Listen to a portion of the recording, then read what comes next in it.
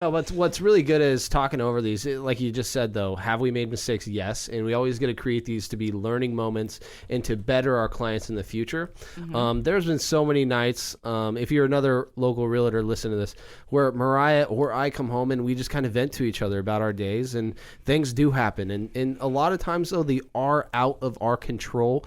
We can only handle so much within a transaction. That's why we have one of the best teams, I think, around that we've really searched and put people in place to get the job done for our clients. But there are some times where we just got to vent about it and talk about it and learn from these mistakes and not let it happen again. And that's the beauty about having experience in this business. And the more agents we're around, the more opportunities we have to hear about real estate mistakes. And that's what I love about this business too, is you can always learn too. That's good. That's good. Yeah. What we're going to be talking about today is pretty much like usual, like what we usually talk about, all things that I really believe is in your best interest to know, whether you are somebody who is buying real estate, selling real estate, as you know, as an investor, or as your primary residence, or for whatever reason, or if you're even in or wanting to be in the real estate industry as an agent or in any other way. These are all things for you to know that I believe will only benefit you. And if you haven't already, go back and listen to last week's show after you listen to this one, because we did do the part 1 last week. You can find us on YouTube, Real Estate with Mariah and Spenc, or wherever you listen to podcasts at, and go back and listen to previous episodes, and you can hear the part 1 of the mistakes. I think even at KYK, if you go to our website, it's there as a podcast too. There you go. All right, perfect. Yeah, it's there for you. Now, Yes. I got to ask you, because you mentioned it last time. I just want to refresh everybody. These mistakes that you have, this list comes from where? So this list comes from, it's actually a list that we found on hgtv.com. So that's what we're doing today. Basically, these are all according to hgtv.com in their article. These are what they consider the top 25. This is the part 2 of the top 25 biggest real estate mistakes you could possibly make. So what we're going to do, in case you missed last week, is we're just going to go down the list and share if we agree with them or not. If we think that hgtv.com had it right, some of them we'll agree with, some of them we won't, and share our tips and lessons and stories to go along with each one. So, all right, without further ado, our next one, picking up where we left off at last week, is picking the wrong agent. They thought that was a big real estate mistake that you could make. We've talked about this a couple times on our show, and I bring this up. We have a sign in our office. Mariah is usually the one that remembers the quote, but I don't remember. I know what you're talking about, but I don't remember. Don't ask me right now. You think wisely about the agent you select, because it could cost you money in the end. Is the basis? No, of it says something about, like, if you think it costs money to hire a professional, wait until you hire an amateur. There it is. Is that it? Something like that. That okay, is something along the lines of that. Yeah. And seriously, since day one in our office, I have never wanted to be that amateur agent that's going to cost you more money. And right now, especially, we're at an all-time high in Oregon when it comes to licensed real estate professionals. And it's hard to select an agent, seriously. When there's so many agents, you're out there, you can Google, you can YouTube, you can go on Facebook. There's something going on advertisement purposes, and guess what? That all costs money. These are all marketing fees us brokers are using and doing for ourselves to promote ourselves. But in the end, when I walk away from basically every real estate listing appointment, is did we vibe? Were we gonna be able to work well together? And if the answer was no, I'm probably not the right guy for you. I'm pretty straight up when it comes to my responses and answers, especially with CMAs right now. I'm having to re-educate my audience, because we're so used to a go market. And right now, homes are sitting a little bit longer than they were. Define a CMA. A CMA, it's a comparative market analysis. What does your home compare to maybe the one around the corner? I usually do a half a mile radius, or a quarter of a mile radius around your home. What homes have sold previously? Keyword sold. not active or under contract, but sold, because that's going to give us the best appraisal value and a realistic expectation for you as a seller. And that's really important right now, not to overvalue your home, but choosing a real estate professional is super important. Not one that's going to lie to you, not one that's going to puff and just tell you what you want to hear, because, you know, I could be a slick guy. I could slick my hair back, wear the best suit in town, roll up in my Escalade, and just you know, do whatever. But the reality is it doesn't get you anywhere in the long run. If you're in it for, you know, a year or 2 years, when it's good, it's good. But our goal is to be long-term agents, right? Mm-hmm. And I think that's really valuable. Can you share real quick what happened? Because I think that this has to do with, you had something happen to you, was it last week or a few days ago? I don't remember. But I think it has to do with choosing the wrong agent, because someone chose, they thought you were the best agent, they said, but they chose someone else because they gave them a higher comp for their home. Yeah, and so like I said, we do listing appointments, and that's usually how I get to know my clients. And I get an email back after this particular listing appointment at the end of last week, and we really got along together. We were together for like an hour and a half and just talked through the home, what she's done since living in it since 2014, and there was really no reason not to go with us. We had the best commission rate. We had the best evaluation. We had the best presentation, she said. But ultimately, it just came down to the confidence another broker gave her that was like $30,000-$40,000 over my CMA. You know, it is what it is. And in the end, I got to just stay firm and walk, because I want to be confident in my sales price. And if someone else is confident and not actually puffing, then go get it. It's all about the money right now, is what I tell a lot of my sellers. Go get your money. But the way I ended it and the way she ended it is, if this doesn't sell, I'm coming right to you. Because which happens a lot. It happens a lot. It does. But the challenge is it's already been on the market once, so now it's a little harder to get out, right? Right, and then it comes down to our marketing tools, the way we promote and the way we do our business, and how that creates the best results for our client. And that's what's super exciting to me as a listing specialist and an agent, and that's what gets me fired up. And when we were in a market with all these expired listings, I get to come out at the end of the day to be a hero. You know, it's because they've already been on market. This isn't their first rodeo. They get to say, Spence, help me. Right. And I get to help them, and I get to get the job done. But the moral of the story being that the lady didn't choose you because someone else gave her a higher price. But at the end of the day, any agent can list it at any price, because it is your job as the seller. No one can tell you what to price it at. You know, like we give you our best, but that shouldn't be what determines who you choose and who will do the best job for you. Yeah, and we can always go in with a pricing strategy. Set it at a price, because we're seeing so many price reductions right now. It's not out of the normal to do a price reduction within the first week of a listing. What? Really? That's going on right now, because it was opposite, right? Yeah. It was the opposite, and that's why I'm saying we really need to re-educate a lot of our sellers. And I am taking a lot of time on this one question of the Ochre agent, because it does cost you money in the end.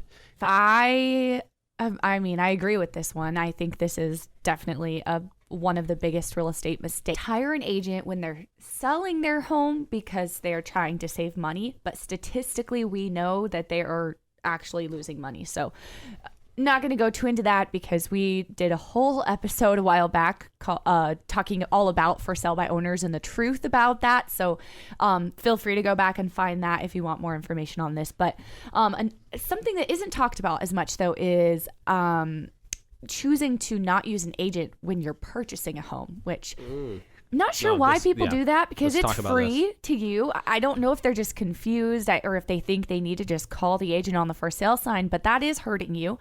And it is in your best interest as a home buyer to have one agent that you trust and be loyal to them, and they'll be loyal to you, and stick with them and use them for your transaction. They're there to work for you and help fight for you and negotiate on your behalf. Yeah. No, it gets confusing though if you're a buyer and you're just using every agent you see online that's advertised, maybe on Zillow, Redfin, Realtor.com, those type of mistake. And you're just clicking, hey, contact agent. Well, every time you're doing that, you're promoting your email address, your phone number, whatever information that you have put in. So you're setting yourself up for a lot of spam. Yes. And, in that case. And then it's just multiple agents calling you, whether they are local or not. And it gets confusing, though, to keep track of the homes even that you're wanting to go look at. Because you're like, what address are you talking about? Or, and those type of things happen often. And ultimately, we're in a market to where time is sadly not on your side if you're a buyer. I know I said we're seeing more price reductions and stuff, but that doesn't mean homes aren't selling in a timely manner. Remember, when this was like 2018, 2017, even 2016, when you first jumped in, I mean, the average home sale was like 90 to 120 days. We definitely 2018 and or so was days on market were way higher than now, and it was still a seller's market. Yeah. And so when I say that things are changing, that doesn't mean that you can take your time and kind of relax as a buyer if you've been on the hunt for months, especially in these lower price ranges like $250 to even $375. Those are very, very competitive price ranges, and ultimately that's a first-time home buyer. So that's why generally we're speaking to these first-time home buyers is don't set yourself up for failure talking to multiple buyers agents showing you these homes. Pick one that you like, you vibe with, that is on the phone, will answer the call, answer the text, get you that showing that you're wanting, and get you that offer accepted. That's the most important. We need to get that offer accepted ASAP when you do find the home, because if you're just sitting around, it's just not going to happen for you right now. There's too many other buyers out there that's more competitive than yours. Yep, a lot more buyers than there are homes still. Yeah. All right, so the next mistake is buying the most expensive home on the block. And I'm going to say, okay, I don't think this is one of the biggest real estate mistakes, and I'll explain why. I think it is a mistake if you are flipping a house. I do think it's a huge mistake. If you're buying a house, you're going to fix it up and then resell it immediately. I definitely think it's a big mistake. But if you are like many home buyers, and we touched on this a little bit last week, but if you're like so many home buyers and you're just planning on buying this house and living in it for the next 20 years or so, like if you're buying it and you're holding it that long, you're going to win regardless of if it's obviously if you're here to sell it right away and make money, then yes, you don't want to buy the most expensive home on the block. But otherwise, I don't think it's that huge of a mistake. Right. And personally, and the common house buyer, that's who we're talking to, is the people you're gonna sit in this home for at least 7 to 10 years on average. Okay. And so we're not looking at those investors saying, hey, let's flip the nicest home in the neighborhood. Yeah. That's just not wise. And we touched on it last week about budgeting and stuff like that. You just got to be wise with your numbers and what makes sense for you guys. Don't buy a home that's the nicest home in the neighborhood and jeopardize your financial situation, because markets do change. And make sure your job is secure. Make sure you're economically set to put yourself in that position. Yeah. Okay. Next we have kind of to go along with what you were saying, the next mistake is not setting a realistic budget. So that's something that's, I think, a lot more personal for a buyer, because as a real estate agent, as your agent, we don't know, what your realistic budget should be. All we know is that your lender told us you're pre-qualified for, say $700,000. So that's what you can spend. That's all we know. We don't know that maybe realistically, if you bought a house at $700,000, even though your pre-qualification letter says you can, the monthly payment's going to be too high for you. And it's just going to be cutting it a little too close, and you'll be house poor. So you maybe should be looking at things a little bit lower than that. So that's something that you're going to have to decide for yourself. I think it could definitely be a mistake, but that's a personal thing you need to know and deal with yourself, not something we can really do much Keep this in mind, though. During every home purchase, you have the opportunity with your inspection period, maybe final walkthrough, to bring a contractor in, do the walk around, make those estimates while you're in that escrow period, not when you're out of escrow, because that's going to give you a realistic expectation once the home closes, what your budget may actually be. There's a lot of people out there right now, myself included, that plan to do some type of remodel, some type of work to the home they purchase, maybe as a fun project. It's always nice to know how much these projects are going to cost beforehand rather than after you close and you're like, well, shoot, I got to wait X amount of months and then live in this and then move all my stuff out and then redo it, And that's a downer for some people. It would be for me at least. So that's smart and wise to budget as you're in your escrow period. Yes, I agree. The next mistake is visiting the house only once. And I disagree with hgtv.com on this one. I don't think that is the one of the biggest real estate mistakes you can make. We've done it. I've helped so many buyers do this, and it's gone successfully. Where I think it could go wrong is if a buyer, only visited the home once and then didn't do a final walkthrough before closing, and then things were not fixed that were supposed to be fixed, and then we closed, and then there's nothing you can do about it. But like I said, I've done this many times where the buyers purchase the home without seeing it at all sometimes until closing. But what I will do as their agent is I will walk through the home myself and be their eyes kind of and do the final walkthrough. I'll even video it for them again and make sure that what's supposed to be fixed is fixed and there's no surprises. So, and also if you look at this question on a different spectrum is maybe this is a for sale by owner purchase. There's no real estate agent involved. You go out, you look at them, and then you give them, $200,000 cash. The week later it closes. You had no inspections done, nothing. And then you walk in with buyer's remorse because you rushed into something with no representation, and you just have your hands up in the air. You find out that, man, this thing needs replumbed. It needs all new wiring. I'm in a pickle. What do I do? And that could be what that question was about too. By that just first look, you didn't really do much due diligence, and now your hands are tied. Definitely. So. All right. Well, I was just going to mention the best thing to do is have some expert that's a remodeling expert, somebody go through and look for all the traps that are there before you make the final offer, get it all taken care of. So this next mistake is not being proactive at closing. I think what this means is basically just if your lender sends you over any documents that need signatures, sign them, do things in a proactive manner.